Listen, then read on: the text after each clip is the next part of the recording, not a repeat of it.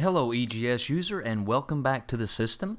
We are continuing our case for Tessa Jones, and what we have done to this point is entered the step 1 worksheet and we've clicked on save, and we've showed you the view PDF button as it created a PDF directly for Miss Jones during this grievance process, and so everything is done for you there from step 1.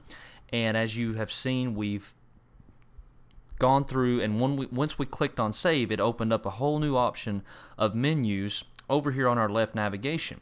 The next thing we want to do is go into the step 2 appeal. So as we're going through this process, we go into the step 2 appeal form, and as you can see here, this step 2 appeal form, a lot of the data was brought over from the step 1 worksheet for you, so you don't have to rekey everything every time. A lot of this will be automatically brought over for you, especially everything at the top, including her demographics and stuff like that. So really all you have to record on the step 2 appeal form is the authorized union rep. So let's just say it's Johnny Jones II. Okay, now just making up stuff as we go. Area code of the phone, the office, and things like that. So we could do a 931 area code with a phone number, and we'll just enter some general information here as we go through. Email address, let's just go with a support email, just a general support email here for Johnny Jones. And then we're going on down through here the meeting step, and remember, you can click save anytime, and look what happens when you click save. Notice that there's no view PDF button at this point.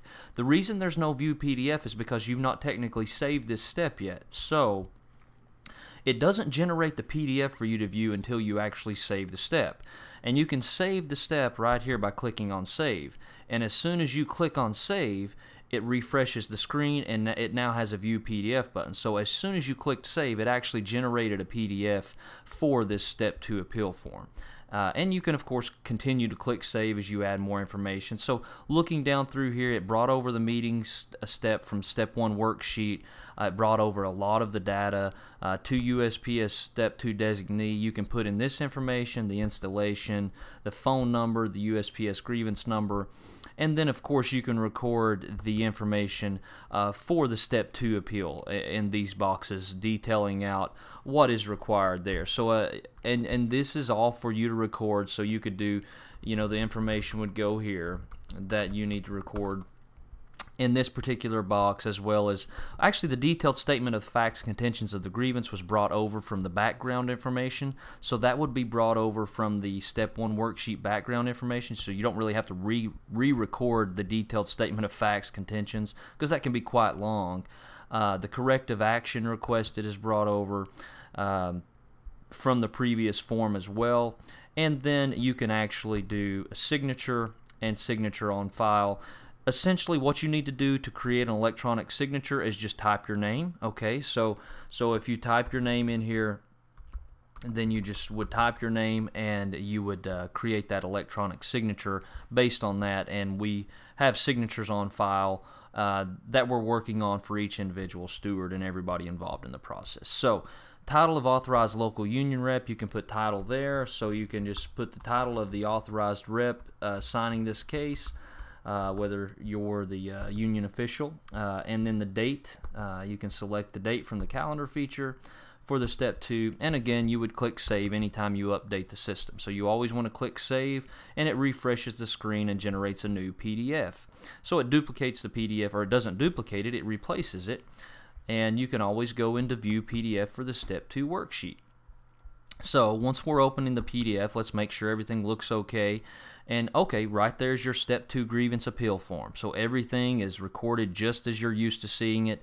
And this opens a PDF, so whatever browser type you're using, you know, it may open it, whether you're using Firefox, Internet Explorer, or Google Chrome or Safari or whatever. It's going to generate the PDF based on, you know, based on just general PDF settings within your own browser. So everything's pretty simple and it's pretty straightforward when it generates that PDF. And of course you can print the PDF, or you can go and view the entire summary of the grievance, which we're going to get to in a minute, but we're going to go into the next video and looking at the the rest of the steps, the step 2 appeal to arbitration through corrections and additions, and then we're also going to show you some grievance summary information, email moving papers, and all the different features here within your EGS. So continue to go ahead and notify us of email notification. I'm sorry, you can set up an email notification as well. That's where you can actually set up an email to be sent out to notify any parties involved that the step 2 appeal has been completed. So you can actually set the date to send. Let's say if you want to send it tomorrow, then you could set it to send on the 7th of August, and you can attach a document to it if you want to, or you can certainly leave that blank and just come back to the email moving papers later on and email everything at once. You can type in your name as the sender. Definitely that's a required field. You can select to whom you want to send it, or if you've sent to the same people over and over and over again, instead of having to rekey their information every time, you can select them from a drop-down menu. And if there's incorrect emails in that drop-down menu, obviously the server will not send to any incorrect email, so you want to make sure that that you have the correct addresses there. Put in the subject and the message, and you would click on save as usual, and what it does, it queues the email and it will automatically send out the step 2 email information. And if you want to attach a document, like I said, you can easily attach documents to each email address that you want to send it out to. So to each email that goes out, you can attach a document. So that covers the step 2 appeal form. So if we're going back to the step 2 appeal form, just keep in mind you can always go in here and you can update it as needed and click on save anytime you make a resolution. You can view the PDF and or you can resolve or withdraw the case at the step 2 form as well. So you can definitely close the case out. Alright, the next video will cover the step 2 appeal to arbitration and step 3 appeal and on down the line. Thank you so much. Take care.